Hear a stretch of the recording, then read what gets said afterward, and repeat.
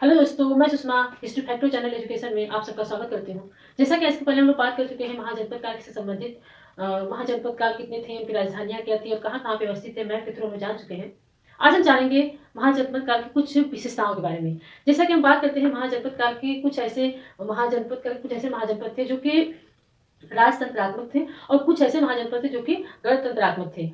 जैसे गणतंत्र का मतलब ये होता है कि यहाँ पे जो शासक होता है वो वंशानुगत नहीं होता था, लोग द्वारा चुन करके जाता था। और राजतंत्रात्मक क्या होता है कि वह वंशानुगत होता था, वह जन्मजात के आधार पे शासक बनता था। तो हम बात करते हैं जो इसमें जो शासन व्यवस्था चलाई जाती थी वो सभा और समिति द्वारा चलती थी। किसके द्वारा? सभा और समिति के द्वारा। सभा और समिति।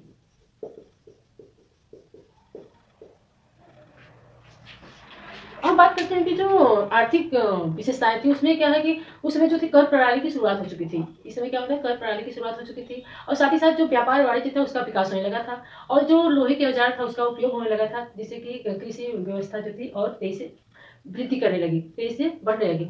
और साथ ही साथ बात करते हैं कि उस समय जो सिक्कों का भी प्रचलन शुरू हो गया था। इसके पहले क्या होता था, लोग वस्तु विनिमय के द्वारा अपने सामानों का आदान प्रदान करते थे, लेकिन यहाँ पे क्या होता है कि सिक्कों का प्रचलन प्रारंभ हो गया था। उसके बाद हम बात करते हैं जो उनकी धार्मिक व्यवस्था की बात आती है तो उसमें क्या था कि इस समय जो जैन धर्म और बौद्ध धर्म इनका उदय होता है। इनके उदय को जो ये लोग इन धर्मों का उदय होने के साथ साथ यहाँ पे लोगों को सामाजिक जो लोग समाज में व्याप्त बुराइयां थी, यानी जो कर्मकांड यज्ञ और जटिल कर्मकांड थे, जटिल जीवन समाज जीवन था, उसको उन्हें सरल बनाने का प्रयास किया और लोगों को सही रास्ते पे चलने का मार्ग प्रशस्त किया। तो इस प्रकार से उस टाइम के जो थी इस तरीके की विशेषताएं रही। और उसी महाजनपद काल में हम बात करते हैं एक मगध महाजनपद था जो कि एक उत्कर्ष यानी बहुत ही प्रसिद्ध हुआ। आखिरकार ऐसा क्या था कि जो मगध साम्राज्य एक उत्कर्ष पे पहुंचा, उसके बारे में हम जानते हैं सब। अच्छा,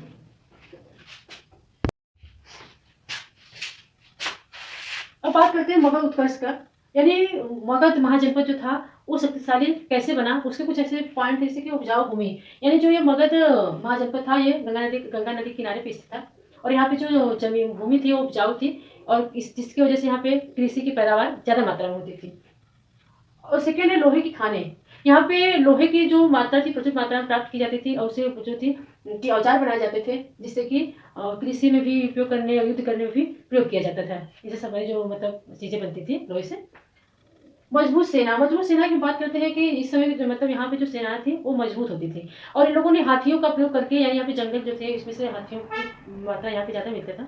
लोग हाथियों को लोग अपनी सेना में शामिल करके अन्य महाजनपद थे उन पे क्या कहते हैं आक्रमण करते थे और उससे वहां पर लोग अपनी सेना के द्वारा उस पर शासन स्थापित कर लेते थे। इसलिए क्या हुआ, साम्राज्य विस्तार अधिक तेजी से हुआ। और बात आती है योग्य शासक। जैसा कि हम नाम सुने हैं कि यहाँ पे जैसा कि आप हर्यक वंश का नाम सुनेंगे, जिसके कि बिंबिसार एक महत्वपूर्ण शासक था और उसका बेटा अजातशत्रु जो था वो भी एक महत्वपूर्ण और विस्तारवादी शासक था। जैसा कि ये पृथ्वीहंता के नाम से भी जानता है इस वंश को। और धीरे धीरे आगे चल करके जैसा कि हम जानते हैं मौर्य वंश का स्थापना कहाँ पे हुई थी, ये मगध में ही हुई थी, जो कि आगे चल करके बृहद भारत की स्थापना करते हैं। तो ये सब मगध उत्कर्ष के कुछ आधार थे जिसकी वजह से इसकी शक्तिशाली जिसकी वजह से मगध एक शक्तिशाली साम्राज्य बना। जैसे कि अब बात करते हैं मगध साम्राज्य के। जो मगध साम्राज्य के सर्वप्रथम किस बात आती है कि मगध साम्राज्य में सर्वप्रथम किस वंश के शासकों ने शासन किया था, तो महाभारत और पुराणों के अनुसार बताया जाता है कि यहाँ बृहद्रथ वंश का शासन था सर्वप्रथम, लेकिन इसके संस्थापक जो बृहद्रथ थे। कौन थे? बृहद्रथ वंश का शासन था और इसके संस्थापक कौन थे? इसके संस्थापक थे बृहद्रथ। कौन थे? बृहद्रथ। वही बौद्ध ग्रंथों की बात की जाए तो पुराणों और महाभारत से पता चलता है, पुराणों और महाभारत से। और यहाँ पर हम बात करते हैं बौद्ध ग्रंथों के अनुसार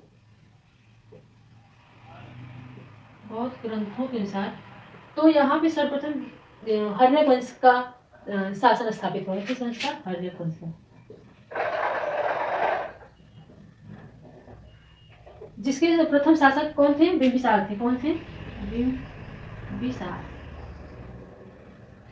जिस हर्यक वंश की स्थापना हुई थी और उसके शासक कौन थे? बिंबिसार थे। अब हम बात करते हैं मगध साम्राज्य की। जो हर्यक वंश थे उसके प्रमुख शासक के बारे में। जो प्रथम प्रथम शासक थे वो क्या थे, बिंबिसार थे। उनका शासन बिंबिसार का जो टाइम पीरियड कितना था, कब से कब तक चला था, 544 से लेकर के 492 तक। और अजातशत्रु की बात करते हैं 492 से लेकर के 460 तक चला था, पीसी की बात करिए ईसा पूर्व। और वही उदयन की बात करते हैं तो उदयन का जो टाइम पीरियड है 460 से लेकर के 444 तक चला था। जो कि बौद्धों को ऐसा बताया जाता है कि जो हर्यक वंश के अंतिम शासक थे वो कौन थे, नागदर्शक थे। यानी दर्शक थे। वही पुराणों के हिसाब बताया जाता है कि इसके जो अंतिम शासक थे महानंदन थे। तो इस हर्यक वंश। अब हम बात करते हैं मुगल साम्राज्य के दूसरे राजवंश के बारे में जिसका नाम है शिशुनाग वंश। क्या नाम है, शिशुनाग वंश। शिशुनाग वंश का जो इस वंश का समय कब से कब 412 से लेकर के ईसा पूर्व से लेकर के 344 ईसा पूर्व तक चला था। जिसमें दो महत्वपूर्ण शासक का नाम आता है जो कि शिशुनाग, जो कि शिशुनाग कहते हैं, शिशुनाग वंश के संस्थापक माने जाते हैं, जिनका टाइम पीरियड 412 से लेकर के 394 ईसा पूर्व तक।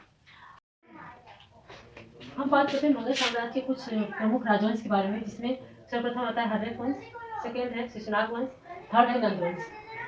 हर्यक वंश के संस्थापक कौन माने जाते हैं, बिंबिसार को माना जाता है, बिंबिसार को माना जाता है।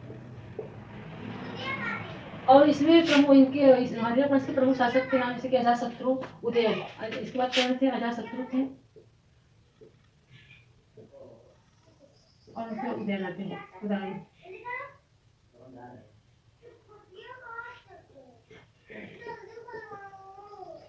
बिंबिसार और अजातशत्रु था उदयन।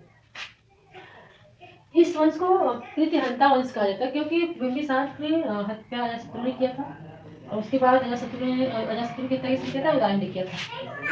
जो बौद्ध ग्रंथ की बौद्ध धर्म की प्रथम संगति हुई थी अजातशत्रु के शासनकाल में हुई थी। और बिंबिसार जो था वह बौद्ध गौतम बुद्ध और महावीर स्वामी के समकालीन थे।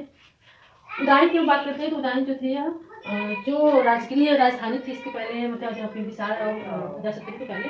अब उदयन ने कहाँ पे स्थापित कर दिया, पाटलिपुत्र में। कहाँ पे स्थापित कर दिया, पाटलिपुत्र में स्थापित कर दिया। पुराणों और जैसे कि बहुत ग्रंथों में बताया जाता है कि उदयन के जो बेटे थे उनके मतलब हर्यक वंश के अंतिम शासक कौन थे, नारदर्शक थे। कौन थे, नारदर्शक। नारदर्शक। इन नारदर्शक की हत्या करके शिशुनाग वंश की स्थापना किसने किया था, शिशुनाग ने किया था। किसने किया था, शिशुनाग ने किया था। शिशुनाग की स्थापना हर्यक वंश को समाप्त करके शिशुनाग ने किया था।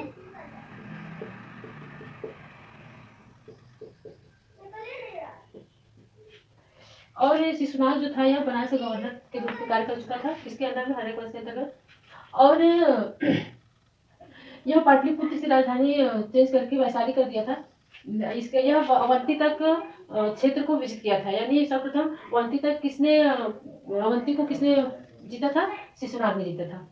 अब उसके दूसरे जो महत्वपूर्ण शासक थे कालाशोक, जिसे काकौड़ भी कहा जाता है, इनके समय में ही द्वितीय बहुत संगति हुई थी। और कालाशोक के समय में तो द्वितीय बहुत संगति हुई थी और इन्होंने दोबारा फिर से पाटलिपुत्र को राजधानी बना दिया था मगध का।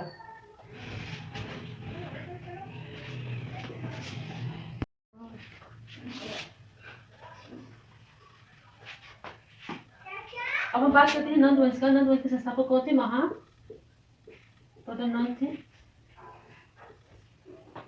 और ये एक महत्वपूर्ण वंश माना जाता है क्योंकि इसका जो विस्तार था उत्तर भारत में और ज्यादा विस्तार हो चुका था इस शासनकाल में।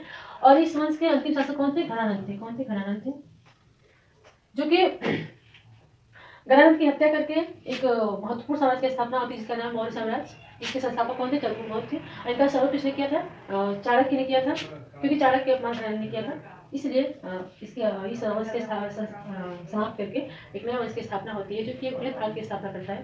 तो अगली क्लास में हम लोग मौर्य वंश के बारे में पढ़ेंगे। तो आज हम लोगों ने जाना है महत्वपूर्ण वंश के बारे में जो कि मगध साम्राज्य को विस्तार देती है, महत्वपूर्ण योगदान था इन लोगों का। जैसा कि आपका हर्यक वंश हो गया, शिशुनाग वंश हो गया, नंद वंश हो गया, इनके संस्थापकों के बारे में जाना, उसके बाद शासकों के बारे में जाना। इस प्रकार से हम लोग जाना कि मगध जो राजवंश था कैसे मतलब ये महत्वपूर्ण महाजनपद के रूप में जाना गया। तो यदि वीडियो आप लोग को अच्छा लगता है तो लाइक करें, सब्सक्राइब करें, शेयर करें। Thank you so much.